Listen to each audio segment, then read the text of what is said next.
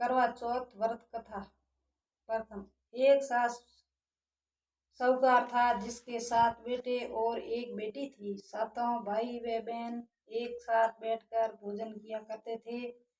एक दिन कार्तिक की कृष्ण पक्ष की चौथ का व्रत आया तो भाई बोला कि बहन आओ भोजन करें।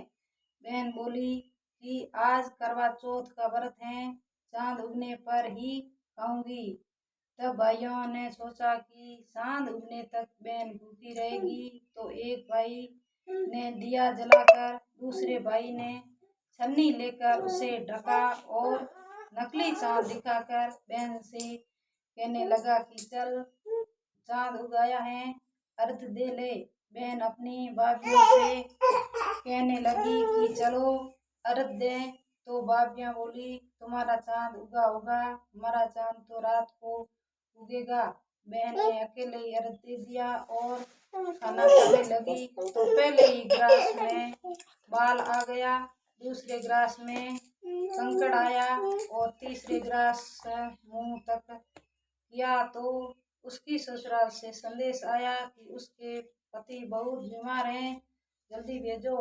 माँ ने जब लड़की को विदा किया तो कहा कि रास्ते में जो भी मिले उसके पाँव लगना और जो कोई सुहाग का आशीर्वाद दे तो उसके पल्ले में गांठ लगाकर उसी कुछ रुपए देना। बहन जब भाइयों से विदा हुई तो रास्ते में जो भी मिला उसने यही आशीर्वाद दी कि तुम 7 भाइयों की बहन, तुम्हारे भाई सुखी रहे और तुम उसका सुख देखो। सुहाग का आशीर्वाद किसी ने भी नहीं दिया। तब वह ससुराल पहुंची तो दरवाजे पर उसकी छोटी ननद खड़ी थी। वह उसके भी पाँव लगी तो उसने कहा कि सुहागन रहो, सपूत हो। बहन ने वही सुनकर पल्ले में गांठ बांधी और ननद को सोने का सिक्का दिया। जब भीतर गई तो सास ने कहा कि पति धरती पर पड़ा है तो वे उसके पास जाकर उसकी सेवा करने के लिए बैठ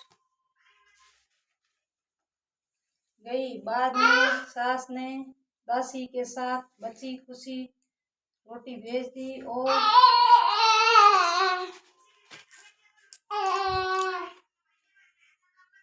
इस प्रकार से समय बीतते बीतते मृक्षी के चौथ आई तो चौथ माता बोली करवा ले भाइयों की प्यारी बहन करवा ले।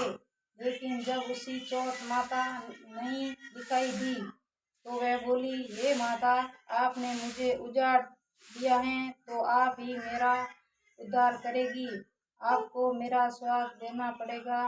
तब वह चौथ माता ने बताया कि पौष की चौथ आएगी, वह मेरे से बड़ी है, उसी से सब कहना, वही तुम्हारा सुहाग वापस देगी। पौष की चौथ आकर चली गई, माघ की चली गई, फागुन की चली गई, चैत्र वैशाख जेठ आषाढ़ और सावन भादवा सभी चौथ चली गई और यही कहकर चली गई कि आगे वाली को कहना। असोज की चौथ आई तो उसने बताया कि तुम पर कार्तिक की चौथ नाराज है, उसी ने तुम्हारा सुहाग लिया है, वही वापस कर सकती है, वही आएगी तो पांव पकड़कर विनती करना। यह बताकर वह भी चली गई। जब कार्तिक की चौथ आई तो वह गुस्से से बोली भाइयों की प्यारी करवा ले, दिन में चांद उगाने वाली करवा ले, व्रत खंड करने वाली करवा ले, भूखी करवा ले। यह सुनकर वह चौथ माता को देखकर उसके पांव पड़कर गिड़गिड़ाने लगी, हे चौथ माता, मेरा सुहाग तुम्हारे हाथों में है, आप ही मुझे सुहागन करें।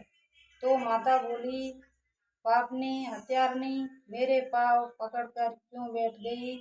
तब वह बोली कि जो मुझसे भूल हुई उसे क्षमा कर दो, अब भूल नहीं करूंगी।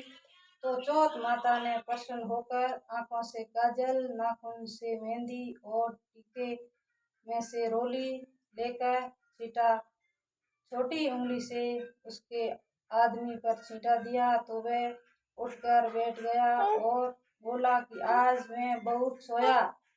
वह बोली, क्या सोए, मुझे तो 12 महीने हो गए, अब जाकर चौथ माता ने मेरा सुहाग लौटाया।